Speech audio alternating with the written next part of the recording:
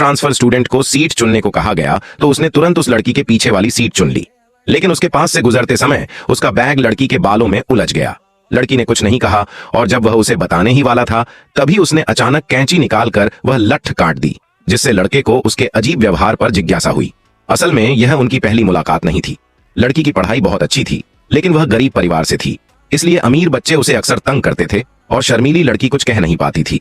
एक दिन लड़का अचानक आया और उन्हें भगा दिया। यह पहली बार था जब किसी ने उसकी मदद की, पर हीन भावना के कारण वह धन्यवाद तक नहीं कह पाई और लड़के के गंभीर चेहरे ने उसे और डरा दिया। लड़की ने सोचा था कि वे दोबारा नहीं मिलेंगे, लेकिन वही लड़का उसकी कक्षा में नया छात्र बनकर आ गया और यह सोचकर कि शायद वह उसे परेशान करेगा, उसने बिना झिझक वह बाल काट दिए। क्लास की घंटी बजते ही वही बच्चे उसे फिर तंग करने आ गए और लड़का खुद को रोक नहीं पाया। उसने उन्हें चेतावनी दी, लेकिन अमीर लड़की ने लड़कों को उस पर हमला करने को कहा, पर वह उसकी ताकत का अंदाजा नहीं लगा पाई और कोई भी उसे हरा नहीं सका।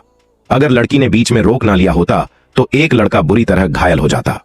लड़के की ताकत देखकर अमीर लड़की शर्मिंदा होकर चली गई।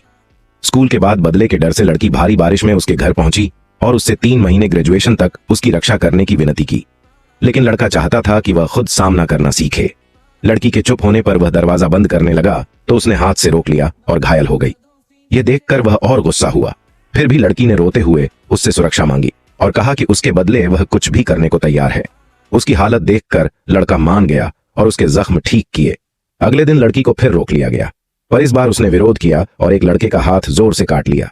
बाकी उस पर झपटने ही वाले थे कि लड़का समय पर पहुंच गया और उसे बचा लिया। उस पर लड़की को लगा कि वह उसका हीरो है। उसने कहा कि उसने विरोध करना सीख लिया है, लेकिन अभी भी बहुत कमजोर है। तो लड़के ने उसे अपनी जैकेट ओढ़ाते हुए कहा कि जिन्होंने उसे तंग किया है वह सभी को इसका परिणाम भुगतने पर मजबूर करेगा।